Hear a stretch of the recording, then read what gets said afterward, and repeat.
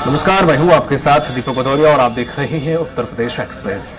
स्थापना दिवस के जरिए बीजेपी हर बूथ पर अपना संपर्क अभियान चलाएगी। उत्तर प्रदेश बीजेपी की ओर से कल 6 अप्रैल को पार्टी का स्थापना दिवस धूमधाम से मनाने की तैयारी शुरू हो गई है। पार्टी ने तय किया है कि इस बार प्रदेश के 1.63 लाख मतदाता बूथों पर स्थापना दिवस मनाया जाएगा। इस मौके पर बूथों से जुड़े हर घर से संपर्क किया जाएगा और पदयात्रा निकालकर बीजेपी के पक्ष में मतदान करने की भी अपील की जाएगी। साथ ही लोगों से अपने घरों पर बीजेपी का झंडा लगाने की अपील की जाएगी। अपने ऑफिस में है और अधिक जानकारी के साथ उत्तर प्रदेश संपादक राघवेंद्र त्रिपाठी जी हमारे साथ जुड़ गए हैं। सर, जिस तरह से स्थापना दिवस के जरिए बीजेपी बूथों को साधने की कोशिश कर रही है, लोगों से संपर्क करने की कोशिश कर रही है, क्या कुछ इसके पीछे ब्लूप्रिंट है और किस तरह से क्रियान्वयन अपनी योजनाओं को इस बूथ स्थापना के जरिए लोगों तक पहुंचाने की और क्या रणनीति है बीजेपी की?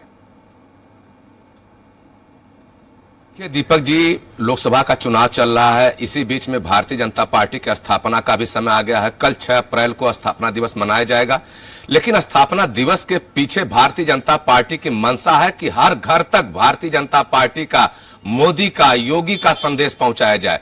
उत्तर प्रदेश में 1,63,000 पोलिंग मतदाता बूथ हैं। वहां पे हर बूथ पर 15 से 20 कार्यकर्ता जुटेंगे, आपस में बात करेंगे। गांव वालों को भी बुलाया जाएगा, बूथ पे एक बैठक की जाएगी और आपस में भारतीय जनता पार्टी की नीतियों से अवगत कराएंगे। इसके बाद में एक जुलूस की शक्ल में घर घर जाएंगे और सबसे संपर्क स्थापित करेंगे। इसके पीछे मंशा यही है कि लोकसभा का चुनाव है। उत्तर प्रदेश में लोकसभा की 80 सीटें हैं। सभी सीटों को जीतने का टारगेट भारतीय जनता पार्टी ने रखा है।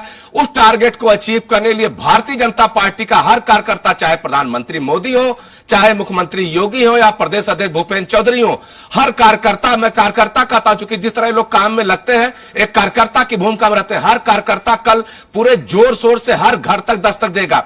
अभी कुछ दिन पहले प्रधानमंत्री मोदी ने नमो ऐप के जरिए बूथ कार्यकर्ताओं को मंत्र दिया था कैसे लोगों से बात करना है, उनके मन की बात कैसे जाननी है, कैसे विनम्रता से उनके सामने जाना है। तो ये सब बात अगर प्रधानमंत्री मोदी बूथ कार्यकर्ताओं से संपर्क स्थापित करते हैं तो इसका मतलब साफ है कि भारतीय जनता पार्टी का जो लक्ष्य है वह बहुत बड़ा है। वह उस लक्ष्य को पूरा करने के हर हाल में जी जान से जुटी हुई है। और यहां तक कि जो सांसद, विधायक, पार्टी के उम्मीदवार हैं, सबको अपने अपने बूथों पर जाना है। एक विधानसभा में 30 से 35 बूथ होते हैं कम से कम। उन बूथों पे हर विधायक को दिन भर दौड़ लगानी है, हर बूथ पे जाना है, गांव में मिलना है। जो प्रत्याशी हैं दिन भर बूथ जाएंगे और वहां के कार्यकर्ताओं से संपर्क स्थापित करेंगे। चूंकि भारतीय जनता पार्टी जानती है कि प्रधानमंत्री मोदी, योगी रैली तो कर सकते हैं, अपनी बात जनता के सामने रख सकते हैं, अपना विजन जनता के सामने प्रस्तुत कर सकते हैं, लेकिन वोट में तब्दील कराने की जिम्मेदारी बूथ कार्यकर्ताओं की होती है। क्योंकि गांव के कुछ लोग ऐसे होते हैं जो वोट नहीं डालते, उन्हें मनाकर बूथ तक लाने की भी जिम्मेदारी कार्यकर्ताओं की होती है। जो लोग 85 साल से ऊपर हैं उनको भी चिन्हित करने की जिम्मेदारी दी गई है भारतीय जनता पार्टी कार्यकर्ताओं को, ताकि मतदान कर्मियों को ले जाकर उनके घर पर वोट डलवाया जा सके। तो आप भारतीय जनता पार्टी की तैयारी देखिए, किस स्तर की तैयारी हो रही है। योगी आदित्यनाथ 18 से अधिक सभाएं कर चुके हैं अब तक और अखिलेश यादव मात्र अभी एक सभा कन्नौज में कर पाए हैं। बहुजन समाज पार्टी अभी कल से मैदान में उतरने की तैयारी कर रही है। कांग्रेस की तरफ से अभी कोई सभा नहीं की गई है। तो आप भारतीय जनता पार्टी की तैयारियों को देख लीजिए, इससे सहज अंदाजा लगाया जा सकता है कि भारतीय जनता पार्टी इस चुनाव को लेकर कितनी गंभीर है। जी दीपक जी, बिल्कुल। लेकिन जिस तरह से जो लगातार बूथ पे जो कार्यक्रम चलाए जा रहे हैं, नुक्कड़ सभाएं, हमने देखा कि कल परसों की खबर थी, इसमें कहा जा रहा था कि 1 लाख से ऊपर नुक्कड़ सभाएं होंगी। तमाम सारे टास्क दिए गए हैं कार्यकर्ताओं को, विधायकों को, पूर्व विधायकों को, तमाम सारी चीजें। इनका जमीनी स्तर पर अगर हम देखें ग्राउंड जीरो पर, तो जो ये कवायद हो रही है या कवायद की जा रही है, कितना जनता तक पहुंच रही है? जनता क्या इससे इसकी ओर आकर्षित हो रही है? जमीनी रिपोर्ट क्या है सर अगर देखें तो? देखिए दीपक जी, जमीनी रिपोर्ट भारतीय जनता पार्टी के पक्ष में लगातार बनाने की कोशिश की जा रही है। भारतीय जनता पार्टी इसमें बहुत आगे है। चूंकि आप देख सकते हैं कि पिछले चुनाव में 2019 के चुनाव में लगभग 50% वोट अकेले भारतीय जनता पार्टी ने लिया था, जबकि सपा और बसपा का गठबंधन था। उसके बाद भी अगर भारतीय जनता पार्टी इतना वोट लेती है तो आप अंदाजा लगा सकते हैं कि किस स्तर की तैयारी होती है। अगर आप किसी के घर बार बार जाएंगे और अपनी बात को रखेंगे तो कहीं न कहीं मतदाता अगर आपके विरोध में भी रहता तो एक बार मन बनाता है। अगर विपक्ष अपनी बात जनता तक नहीं पहुंचा पा रहा है तो मतदाता किस भरोसे विपक्ष पे यकीन करे। हालांकि नाराजगी भी लोगों में है, महंगाई को लेकर है, बेरोजगारी को लेकर है, लेकिन उस मामले को विपक्ष तूल नहीं दे पा रहा है। जिस तरह से तूल देना चाहिए था उसको तूल नहीं दे पा रहा है। और भारतीय जनता पार्टी अपनी खूबियों को, चाहे मुफ्त खाद्यान्न योजना हो, चाहे उज्ज्वला गैस सिलेंडर हो, घर घर बिजली हो, घर घर नल से जल योजना हो, इन सब योजनाओं को लेकर जनता के बीच जा रहे हैं और अपने एजेंडे को जनता के सामने कर रहे हैं। वह बार बार यही कह रहे हैं कि प्रधानमंत्री मोदी अगर तीसरे कार्यकाल में आएंगे तो भारत की जो आर्थिक स्थिति है वह दुनिया के तीसरे नंबर पे पहुंच जाएगी।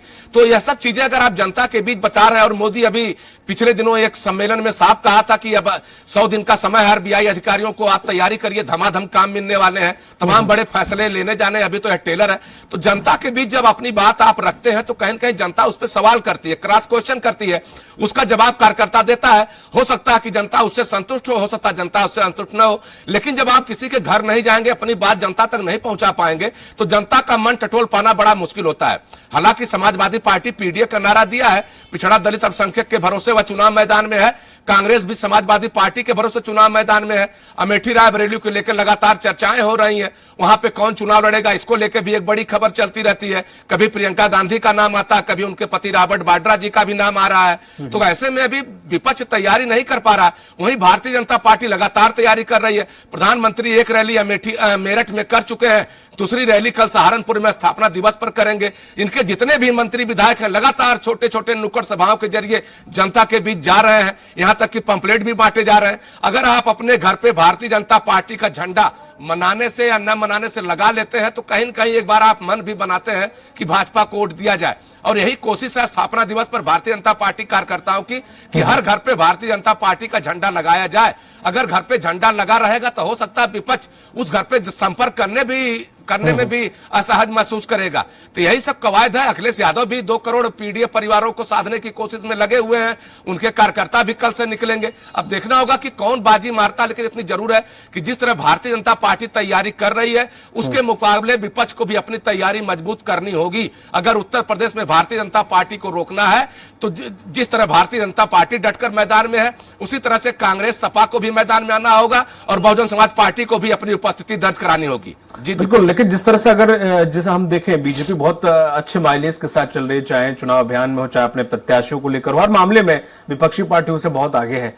अगर जो पहले लोकसभा चुनाव में परिणाम थे उससे बेहतर बीजेपी के परिणाम अगर आ जाते हैं तो उत्तर प्रदेश की राजनीति में जो अभी नए नए मोर्चे बन रहे हैं या फिर हाशिए पर खड़ी कांग्रेस या बीएसपी और सपा भी जो कि लगभग बहुत बीट करके बहुत पीछे छोड़ दिया है बीजेपी ने, इन पार्टियों का क्या अस्तित्व होगा, क्या फ्यूचर होगा? देखिए, उत्तर प्रदेश में भारतीय जनता पार्टी जिस तरह तैयारी कर रही है, जिस तरह से अपने लक्ष्य को लेकर आगे बढ़ रही है, विपक्ष को सोचना होगा। क्योंकि भारतीय जनता पार्टी उत्तर प्रदेश में अगर आप 1 दशक पीछे चले जाएं तो भारतीय जनता पार्टी तीसरे नंबर की पार्टी थी। Samajwadi party, Bahujan Samaj party number 1 और नंबर 2 पे रहा करती थी। लेकिन देखिए स्थितियां बदली हैं। अब बहुजन समाज पार्टी लगभग खात्मे की तरफ है। विधानसभा में उसका मात्र 1 एमएलए है। समाजवादी पार्टी लगातार संघर्ष कर रही है। 2022 के चुनाव में बहुत मेहनत करने के बाद 122 सीटें पाई थी। और भारतीय जनता पार्टी तैयारी मुकम्मल करती है, सभी वर्गों को साधने की कोशिश करती है। वह जातिवाद का नारा नहीं दे रही है, सबका साथ, सबका विकास, सबका विश्वास का नारा दे रही है। वहीं अखिलेश यादव पीडीए का नारा दे रहे हैं। अगर आप पिछले दौर में जाएं, 2014 में जब चुनाव हुआ था तो भारतीय जनता पार्टी लोकसभा में 73 सीटें जीती थी। लेकिन अब मायावती और अखिलेश यादव जब एक हुए तो वह संख्या 10 घट गई, 64 सीटों पर भारतीय जनता पार्टी सिमट गई। अगर ये लोग मजबूती से चुनाव लड़े तो कहीं न कहीं भारतीय जनता पार्टी का जो अवैध किला उत्तर प्रदेश बना हुआ है इसको भेदा जा सकता है। लेकिन कहीं न कहीं आपसी सामंजस्य का अभाव है। और जिस तरह गठबंधन बनना चाहिए था, विपक्षी दल बसपा भी है, उसको साथ नहीं ले पाए। मायावती अकेले चुनाव मैदान में है और अखिलेश यादव रोज टिकट बदल रहे हैं। कल नामांकन का आखिरी दिन था, मेरठ में टिकट बदल दिया। तो ऐसे में उहापोह की स्थिति बनी हुई है। कांग्रेस तय नहीं कर पा रही है किनके बीच जाएगी, किनको प्रत्याशी बनाएगी। अमेठी रायबरेली उनका गढ़ हुआ करता था, उस गढ़ में भी प्रत्याशी के टोटे पड़े हुए हैं। तो इन सब चीजों को देखना होगा। बिल्कुल, तमाम जानकारी के लिए शुक्रिया सर। अगली खबर में हम आपसे जुड़ेंगे, हमारे साथ लगातार बने रहेगा।